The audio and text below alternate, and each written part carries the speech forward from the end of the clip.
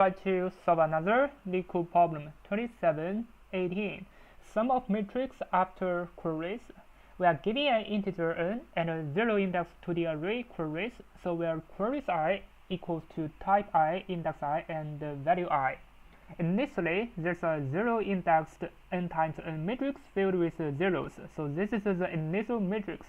So for each query, you must apply one of the following changes. So for the first one, if type equal to 0, so for example, for the first query, if this type equal to 0, so we're going to set values in the row with index I. It means this is row index I, row 0. We're going to set row 0 to be 1. So this is row 0, we're going to set it to be 1. And for the second query, if type equal to 1, it means we're going to set the column 2 equal to 2. So this column 2 equal to 2.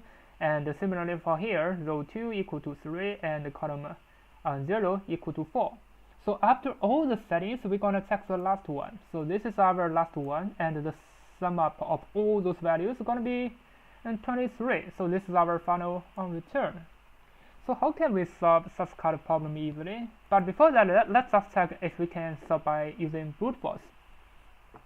As the n going to equal to 10 to the power of 4, this means for the matrix it's going to be 10 to the power of 4. So if we use brute force, even we prepare a matrix, it is quite difficult for Leetcode, because it's going to be the space complexity going to be 10 to the power of 8. Definitely it's not possible. This means we cannot solve it by using brute force. Definitely the time complexity going to be this value times this value. It's going to be 5 times 10 to the power of 8 at least. Definitely it is not possible. So now we're going to use the greedy idea. Maybe it is not greedy, but it is a offline algorithm to solve it.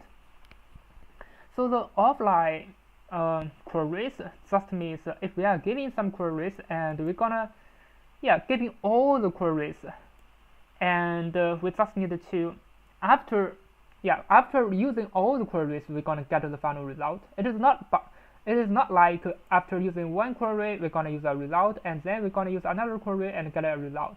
This means after using all the queries we're gonna get the final result. So I'm gonna call it offline queries. So basically we can use all the queries before we get the final result, because there's only one final result.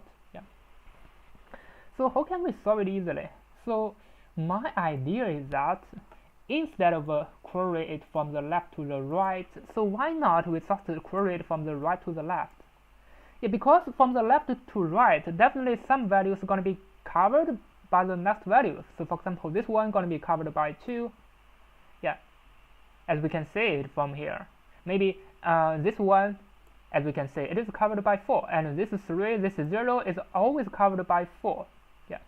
So this means instead of solving the problem from the left to the right for the queries, we're going to use the queries from the right to the left, because this is going to be make the problem really easy for us to solve. But how can we make it? So we're going to reverse the queries first, and we're going to check the last query first. So for the last query, we're going to set the first column. This is column 0, because 1 is for column 0 set to 4. So definitely we're going to use all those values for 4. Because this is our first query. Because we reversed the query, this is going to be the first query. So definitely everything is not covered. So the final result is going to be 4 times 3. So we're going to get 12. Now, what happens for the next one? It's going to be the row 2 with the 3. So this is the row 2 with the 3. Definitely we can find 2, 3. It's going to be 3 times 2. Which is going to be 6. But how can we get this 6? This means we have to know how many. While we are checking this row, I mean the third row, we have to know how many columns has already been used. If this column, for example, we've already used 1 column, definitely we're going to reduce a column. So this is why instead of 3 times 3, we're going to use 3 times 2, because we've already used 1 column. So we're going to remove this column. Actually, this is the result. It's going to be 4. Now, what is going to be the next one? It is 1, 2, 2. It means column 2 with 2. But for column 2 with 2, so how many rows have been used? We used this last row. It means 1 row has been used. It means 2 times 2. Now we just go back to the last query. It is a 0, 0, 1. It means row 1 with 1. So for this row 1 with 1, we have to check how many rows and how many columns have been used. Yeah, as we know from here, the two columns have been used because we are checking row 1. 2 columns have been used. So what's left behind is just one value. It means it's going to be 1 times 1. So this is going to be the final result. Yeah, we just sum up them together. 12 plus, yeah, I must made a mistake. I don't know from where. It's not. So 12 plus 6 plus 4, it's going to be 18, 22, and 23. And 23 is going to be the final answer. Now we've already solved the problem. Yeah. Now, the problem is that how should we know this column or this row is used? We can directly use a set. It's going to be really easy for us to solve while we are using a set. We're going to put all the used rows and used columns inside a set, and then we can calculate it directly because we can check the length of the set. If the length of the set equal to 1, it means, yeah, 1 row has been used or 1 column has been used. Now let me just start coding, because while coding it's going to be much easier for us to understand why this problem is really easy. If we are using the offline algorithm, if we are using reverse queries, instead of left to right, we're going to use it from right to the left. Yeah. Let me prepare a final result and prepare a row and column set. It's going to be an empty set from the beginning because I need to know how many rows has already been used or how many columns have been used. Yeah. Now I'm going to check one by one. So first one going to be the type.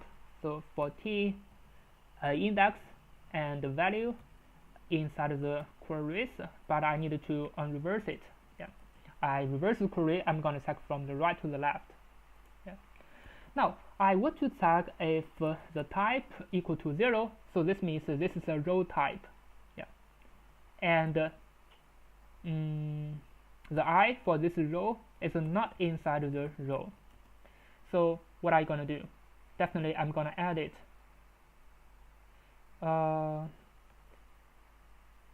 Yeah, let me think about it. So for this type, let me check the last one from here.